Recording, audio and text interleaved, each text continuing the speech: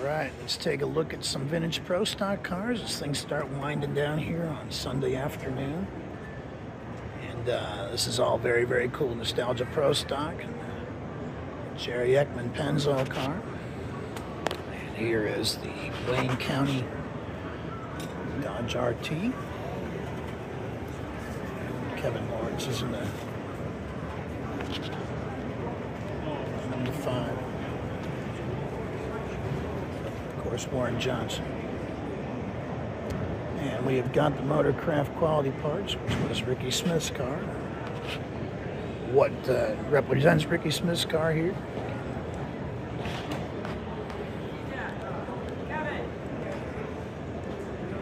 And here's a whole bunch of junior dragsters.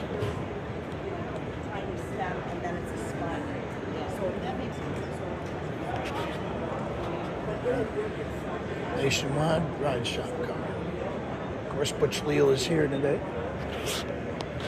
There's a Bob Glidden tribute.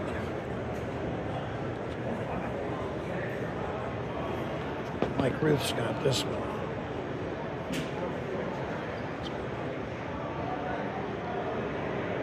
Shades of the Grumps.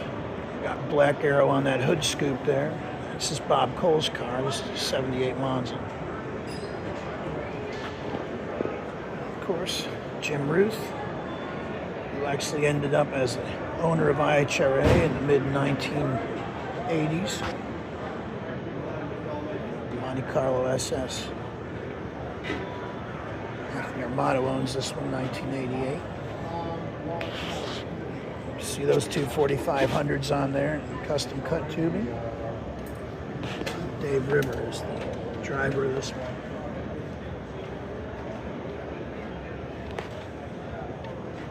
How about this Curtis Kreider?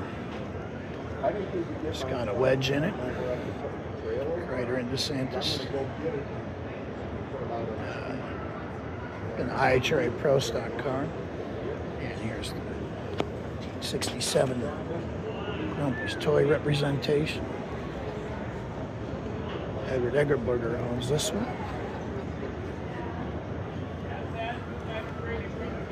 And finally, we've got the Dyno Don machine here of Doug Nash. This is a 73 Comet. Mr. Gasket lettering on it. Again, that's pro stock here this weekend at MCACN. And it's been a wonderful, wonderful time to just enjoy a weekend with great cars. So,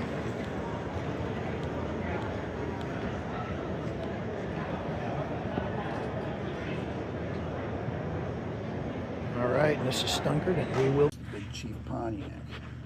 And SSS, super stock, was one of the categories that they had created just to try to figure out where to put some of these cars. I think it only ran at one race, either Pomona or at Pomona or Indian 70 in 62. So, Catalina Sports Coupe, sticker price $45.04. Check it out.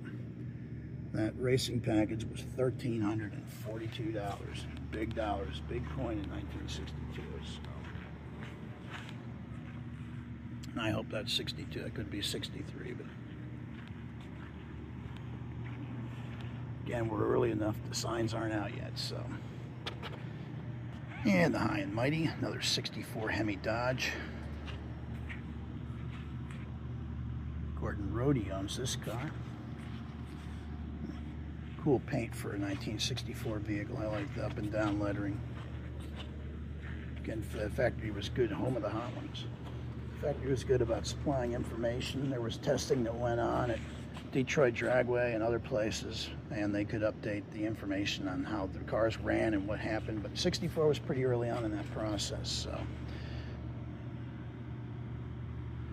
And this car was running AFX, which let him, of course, put a big slick in the back. If you ran super stock, you were limited to that 8-inch factory tire, and you had to really know how to play it to get it to not smoke it off the starting line. If you went to AFX, you could put a bigger tire underneath it, and off you'd go. So, cool piece.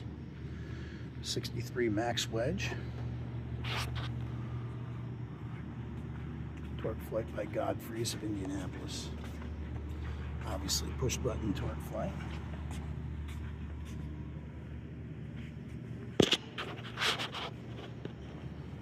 Big dedicated to safety NHRA decal in the rear window. Iskandarian 505 Magnum. Of course, the big difference between the 1964 Hemi and the 1964 Max Wedge is that dimple in the center. Both aluminum front end cars, though. And here's a 63 Max Wedge. Now, what happened in 63 was Chrysler had sold the first batch of super stock cars pretty much out, and they used aluminum parts on the second batch. There were only 50 made from the factory with the aluminum front end on it, but they did have extra parts so they could give racers who did not get aluminum the spare pieces. The 330 was the lightest weight body you could get. So we've got a street plate on it, so watch out, kiddies.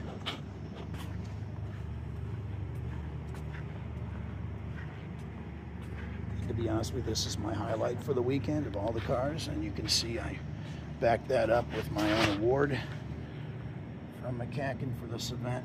Mike Guffey, I saw this car in Guffey's garage back in the early 1990s when he had just bought it, and there wasn't much there. He told me it's got the front end sheet metal off of another famous super stocker, and the fenders had to be carefully massaged. The car itself was gone, and just the front end sheet metal.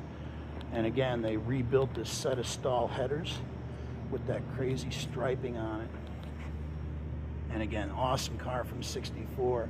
Now, Guffey was telling me yesterday, and I'm going to try to sit down with him a little more today if I have time, but he was able to procure a October of 1963, very early Hemi experimental casting to put the engine together for this car.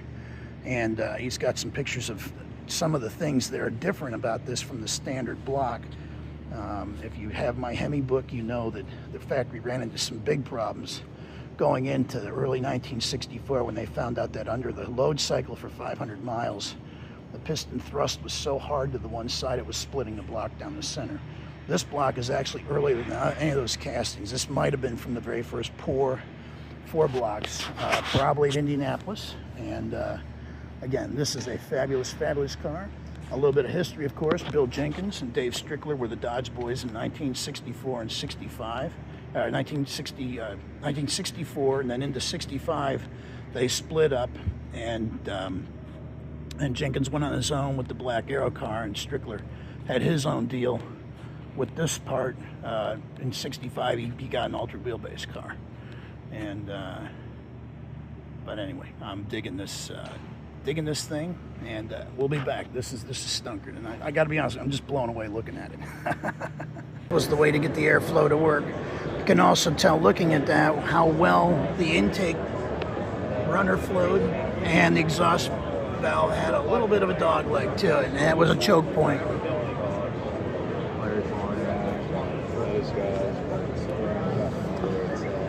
And as Pro Stock went on, they went to the D5 development. This was actually a full custom motor in a lot of ways. The real problem was due to the weight of the Hemi piston speed was a real issue, getting it up into the RPM levels that would let it compete with the Cleveland type Fords. And so Chrysler began working on the small block. Midget car, sprint car motor, that's basically half of a 318. This was done during the time that Daimler Chrysler was involved, marketed through direct connection. That's a cast Mopar block, cast Mopar head, Mopar intake manifold.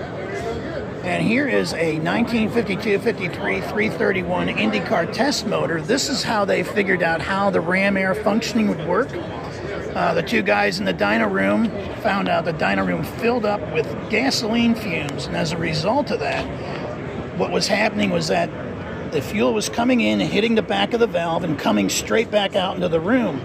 Well, they realized if we took and put a taller stack on that injector, we could actually get it high enough that that air pulse of fuel would come up to here, stay in the tube, and then when that valve opened up again, the ambient signal would suck everything from that previous shot back down against the valve. So it was basically a form of chemical supercharging. For years, they held the secret as to what the RPM versus runner length was to actually make that work.